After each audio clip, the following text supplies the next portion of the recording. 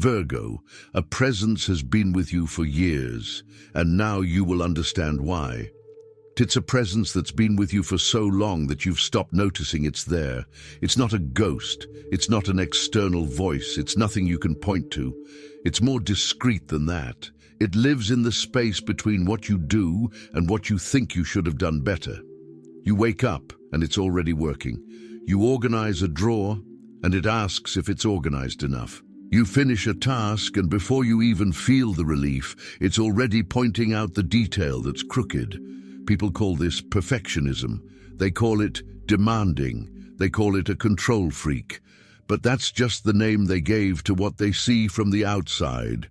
Inside, it's something else. Inside, it's a vigilance that never takes a vacation. You've probably wondered, at some quiet moment during the day, why you need to revise everything twice, even when you know it's already right.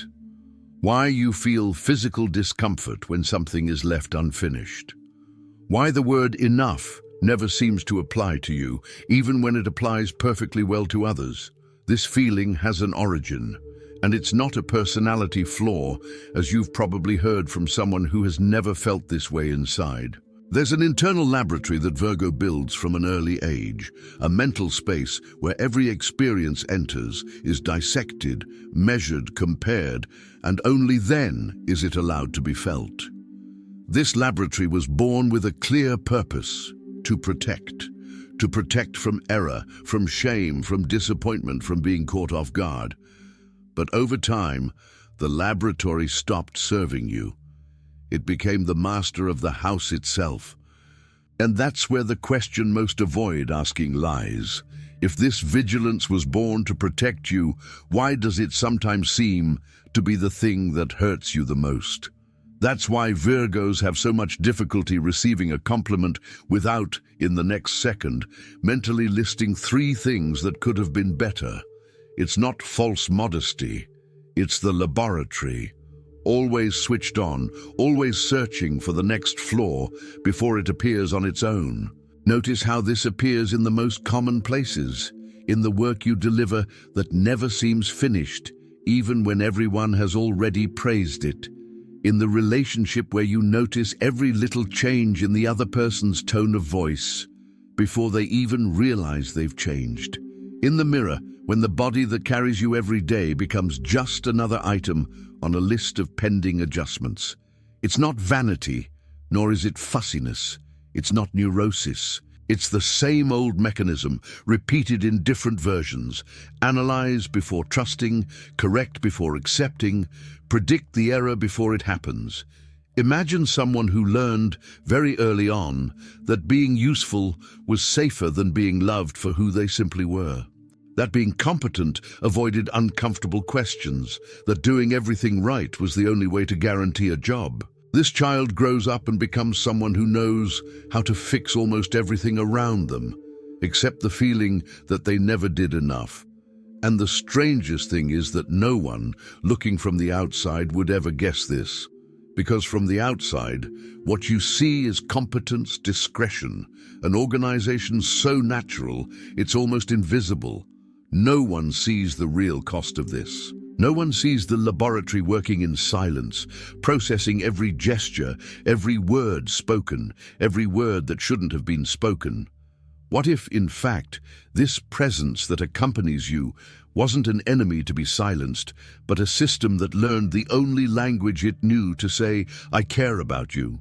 Does that change anything, or does it just make it harder to let go?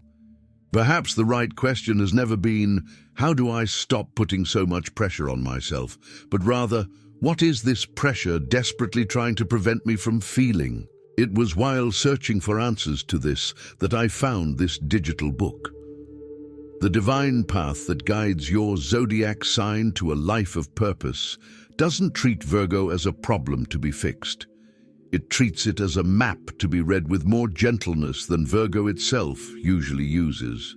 It shows, in a simple and direct way, how to transform this inner vigilance into real discernment without needing to destroy what has brought you so far. It's a change of attitude, not a to-do list. The difference between analyzing everything out of fear and analyzing with clarity, choosing what truly deserves attention. If anything in this text touched a place you normally avoid looking at, it's because a part of you already knew it before you heard it. And it's precisely at this moment, with the discomfort still fresh, that it's most worthwhile to act, before routine stifles this clarity again. The link is in the first pinned comment, but be aware, access to this material is limited and may be removed at any time. Click now to download your copy. Tell me in the comments, when was the last time you finished something and still felt like you hadn't done enough? Let's go back in time a little. Before any spreadsheet, any routine, any to-do list, there was a child who learned, without anyone needing to say it aloud, that there was a safe way to exist in an environment that wasn't always predictable. And that safe way involved anticipating, perceiving the change in the atmosphere of the house before it turned into a storm, perceiving the tiredness on the face of the person caring for her before the phrase was even uttered. This anticipation, repeated hundreds of times, ceased to be a conscious effort and became a reflex. That's why today, Virgo enters a room and knows, without anyone saying anything, that something is wrong there. That's why she feels the discomfort of others as if it were her own. The fancy name for this is sensitivity. The more honest name is vigilance, learned too early. You don't need to have lived through a dramatic childhood to develop this pattern. Sometimes it's enough to have grown up in an environment where praise was conditional on results, where love seemed easier to feel when there was something to show. Good report cards, tidy room, exemplary behavior. No one said, "I'll only love you if you're perfect." But the child, who grasped patterns before grasping words, learned the equation anyway. High performance, guaranteed approval. Doubtful performance, something withdrew from the surrounding environment, and the small body, still without the resources to question this, decided that the safest solution was never to give cause for doubt. It was to always be the most competent version of itself. And the problem with vigilance learned too early is that it never received instruction on when to stop. It continues running into adulthood, even when the danger that originated it no longer exists.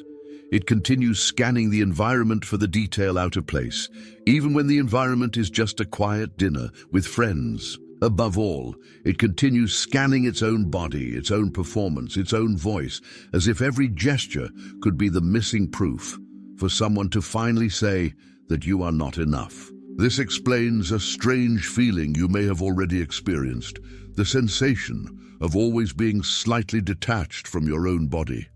Observing from above, evaluating. Eating becomes counting. Resting becomes calculating whether that time could have been used more productively. Even pleasure sometimes needs to first pass through the filter of, is this healthy enough? Is it balanced enough? Is it deserved enough?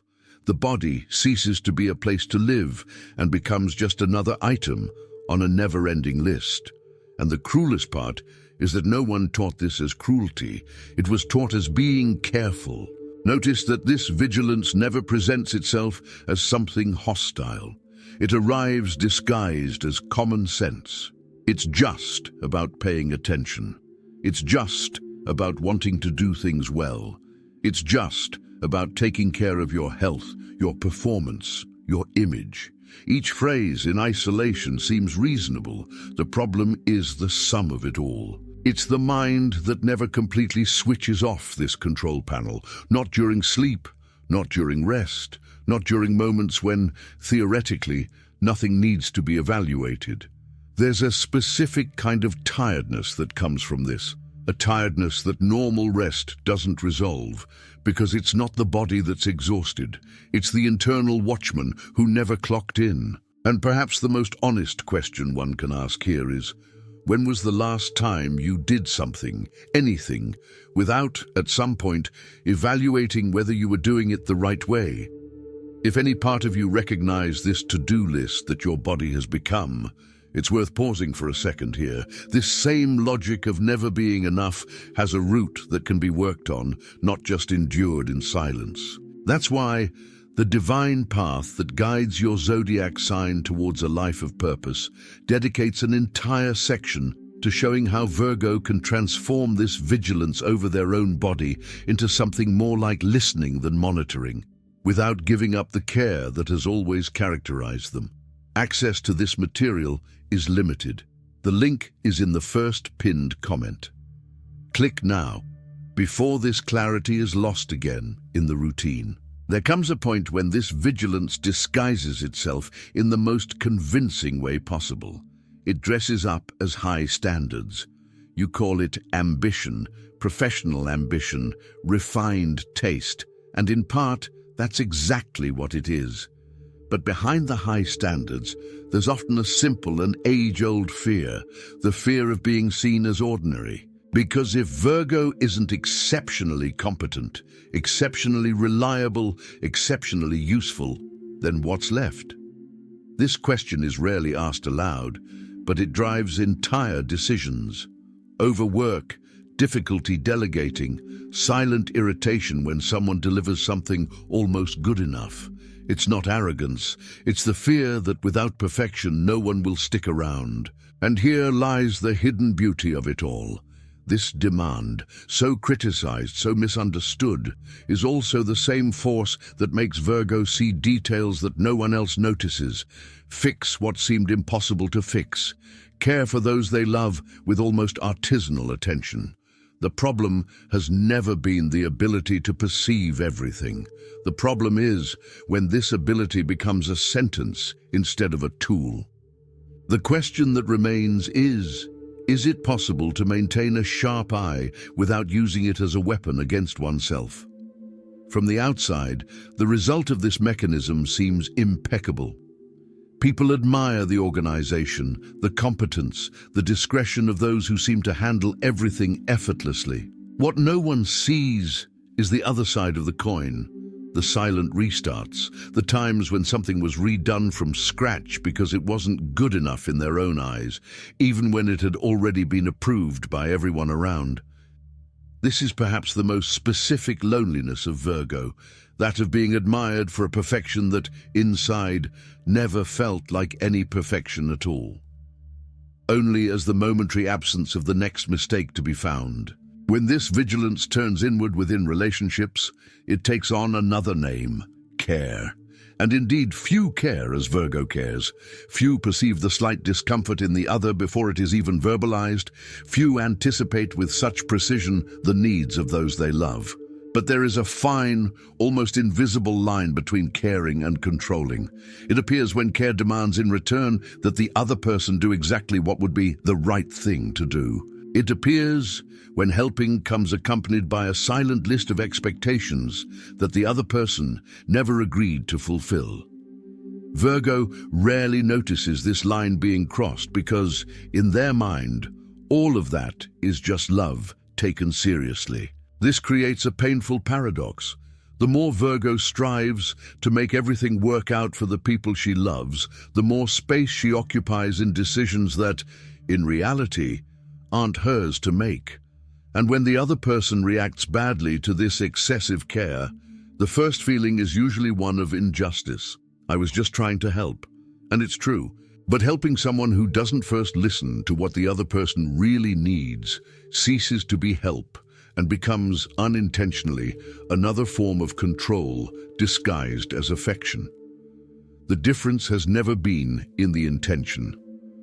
It has always been in who actually has the final say. If that fine line between caring and controlling touched on something real, it's probably because it's happened to you more than once without anyone noticing. The divine path that guides your zodiac sign towards a life of purpose offers a different way of looking at this Virgo pattern. Not as something to repress, but as energy that can be redirected with more discernment, protecting the relationships you value most instead of unintentionally stifling them. The number of units available in this format is limited. The link is in the first pinned comment. Click now and start redirecting that energy to your advantage. And this is where astrology directly encounters psychology. The same mechanism that protects Virgo from being caught off guard is the mechanism that prevents them from resting within their own life. The shield that wards off error also wards off rest. The light that analyzes everything with such precision rarely points inward with the same gentleness with which it points outward. Truly recognizing this often hurts a little, because it means admitting that much of the suffering didn't come from outside. It came from a protective system that, at some point, stopped protecting and began to imprison. There's a recurring scene with slight variations in the life of almost every Virgo. The moment when everything is finally ready, everything checked, everything in its place, and yet the expected relief doesn't arrive. Instead of rest, a vague restlessness sets in, a feeling that something is still missing, even without being able to say what. This isn't a lack of gratitude for one's own effort. It's proof that the goal was never, in fact, to finish the task. The goal, silently, has always been to avoid the feeling of being insufficient. And this feeling, being internal, is never resolved by any external achievement, however great it may be. There's also a side to this story that's rarely told fairly. The same mind that lives on high alert is the one that sees solutions where others only see problems. It's the one that perceives the hidden pattern in the numbers, the misplaced word in the text, the small detail that would prevent a bigger disaster later on. To call this just anxiety is unfair. It's also talent. It's also a rare form of intelligence that works silently, without seeking the spotlight, without needing applause to continue functioning well. The issue has never been about extinguishing this intelligence. It's about learning to switch it off from time to time, without guilt, realizing that the same shield that protects you is also what imprisons you, is not comfortable. But it's the kind of discomfort that, when properly harnessed, changes everything. The divine path that guides your zodiac sign towards a life of purpose was conceived for this exact moment. When Virgo realizes that they no longer need to prove anything to deserve rest, and want to learn in practice how to transform vigilance into discernment and discernment into peace, this content is available for a limited time. The link is in the first pinned comment. Click now while this insight is still fresh in your mind. Perhaps the turning point isn't in turning off that vigilance, because that may never be entirely possible nor necessary. Perhaps it's in making peace with it, treating it as an old and tired part that only wanted to keep you safe, and being grateful without needing to blindly obey every alarm it triggers. There's a huge difference between living watched by your own mind and living accompanied by it. The first is a silent prison. The second is, in fact, a rare and precious form of presence, that of someone who never stops noticing the beauty of details, even if they need to learn little by little that not every detail needs correction. Some only ask to be seen, and then, finally, left in peace. That's the light of Virgo when it stops demanding of itself to shine. It doesn't lose precision, it only loses urgency. And perhaps that's exactly what people love most about it, without ever having been able to explain it. There's a way of looking at Virgo that most people never learn, because they've only been taught to see the surface, the order, the demanding nature, the precision. But beneath all that lies one of the quietest forms of love the zodiac carries. It's the love of someone who notices the details because, deep down, they believe that every person and everything deserves to be cared for with that level of attention. It's not about being perfect. It never was. It's about caring so much it hurts, and yet continuing to care. Perhaps the most important invitation that remains after all this is simple and difficult at the same time. To allow this vigilance to rest from time to time without guilt. To leave a detail out of place without it becoming a judgment on one's own worth. To accept a compliment without immediately running after a list of counter-arguments. Each of these small permissions is one less brick in the wall that separates Virgo from its own rest. When that light stops turning against itself and gradually learns to turn inward with the same tenderness it offers to everything around it, it doesn't lose its brilliance. It only stops burning the one who carries it. And perhaps that is the true genius of Virgo, not in doing everything right, but in continuing to care, even after learning that it no longer needs to demand so much of itself to deserve to stay. If you've made it this far and something within you recognized itself in each word, cherish this. Not as a diagnosis, not as just another label to carry, but as a silent invitation. The next time vigilance triggers an alarm about some detail, perhaps it's worth asking gently if that alarm is still necessary, and if the answer is no, perhaps it's finally time to rest.